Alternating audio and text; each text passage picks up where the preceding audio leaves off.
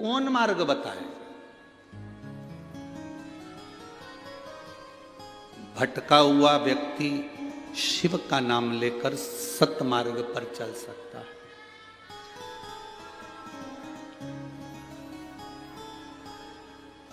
हम शंकर जी को जल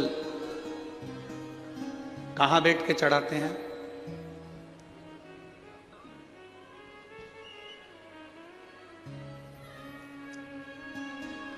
बोलो बोलो, जन्म के बोलो जरा। वैसे तो जो शिवलिंग होता है उस शिवलिंग के आसपास कहीं पर भी बैठ जाओ जहां से जल बहता है, बस उस स्थान को छोड़कर। पर विशेष जल चढ़ाने का स्थान कहां से बताया गया? उत्तर की ओर मुख कर हमें दक्षिण में बैठना है, उत्तर में मुख करना। उत्तर की ओर भगवान शंकर की जलाधारी, जलाधारी से मतलब है जो शिव जी का चढ़ा हुआ पानी जो बहता है वो उत्तर की ओर जाता है। तो हम कहां बैठते हैं? बोलो बोलो जम के, दक्षिण की ओर। मान लो शिव जी का पानी इधर जा रहा है तो तुम्हें इधर बैठना है, शिव जी का पानी इधर जा रहा है तो तुम्हें इधर बैठना है।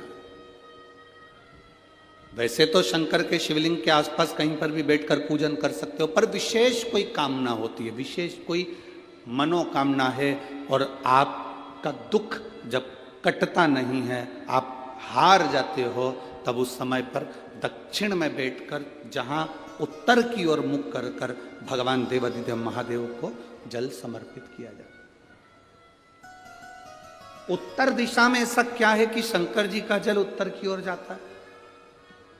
ये उत्तर और दक्षिण, ये दो दिशा तो हमारे यहाँ बड़ी विचित्र मानी जाती है। हमारे यहाँ सबसे अच्छी दिशा, कोई मकान भी लेता है तो कहता है पूरा पश्चिम का मकान होना चाहिए। कोई मकान ले, पूर्व का मकान हो, पश्चिम का मकान हो। कोई दुकान ले तो कहते हैं पूरा पश्चिम का मकान दुकान हो। पर मेरा वो घरदानी तो उत्तर दक्षिण का आनंद लेता, उत्तर दक्षिण। ऐसा दक्षिण दिशा में ऐसा क्या है कि शंकर जी का चढ़ा हुआ जल दक्षिण में ही जाता है? यहां तक शिव महापुराण की कथा कहती है, मान लो आपके घर में छोटा सा शिवलिंग है, आपके घर में छोटा सा शिवलिंग है, उस शिवलिंग को आपने थाली में रख लिया। थाली में रखने के बाद में गूंज रहा है आवाज, थाली में रखने के बाद उस थाली में शिवलिंग को रख लिया, आपने उसको स्नान कराया। थाली में भी अगर शिवलिंग रख रहे हो तो उस शिवलिंग का जो दिशा है वो उत्तर की होना चाहिए। भले आप मंदिर में पूरा पश्चिम में बैठे हो, आपके घर का मंदिर तो पूरा पश्चिम में ही होगा। आपके घर का मंदिर कहाँ होगा? पूरा पश्चिम में। पर शिवलिंग की दिशा कहाँ रखना है? उसकी जलाधारी की दिशा कहाँ रखना है? जम के बोलो जरा, उत्तर। आप मंदिर में पूरा पश्चिम में बैठो, आपके घर के मंदिर में आप पूरा पश्चिम में बैठ के पूजन करो, क्योंकि आपका मंदिर पूरा पश्चिम ही होगा।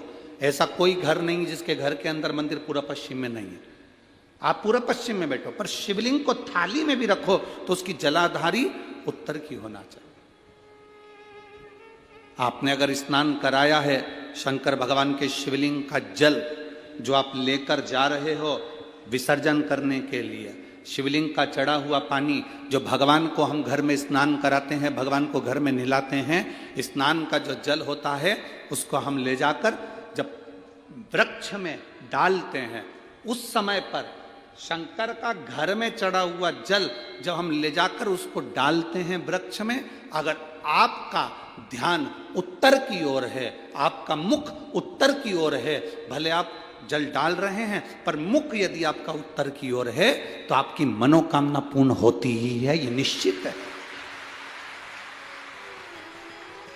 शिव जी का चढ़ा हुआ जल भले हमने अपने घर में स्नान कराया, भले हमने अपने घर में नहलाया, शिवलिंग को अपने घर में स्नान कराया, पर उसका जो जल नहलाने के बाद सब भगवान जब नहा लिए, अपन ने शिव जी को नहला लिया, वो जल रखा है, पूजन अर्चना सब हो गई। बाद में आप पूजन पे से उठे, उस जल को लेकर गए, आपने जो विसर्जन किया उस जल को आपने पेड़ पौधे में डाला। वो जल उत्तर, भले आपका वृक्ष कहीं पर भी हो, पर आपका मुख उत्तर का है, और आप उस जल को, शंकर के चढ़े हुए जल को आप पेड़ पौधे में डाल रहे हैं, मतलब आपकी राहें खुल जाएगी और मंजिल तक आप पहुंचोगे जरूर। ये निश्चित, ये निश्चित था। किस किस के घर में शिवलिंग है? हाथ उठाओ जरा, सबके यहां है, रखिए। समझने वाली बात है, ये आज की कथा में, जलगांव की कथा में ये प्रसंग निकला है, तो आपके जीवन की सार्थकता रखने वाले।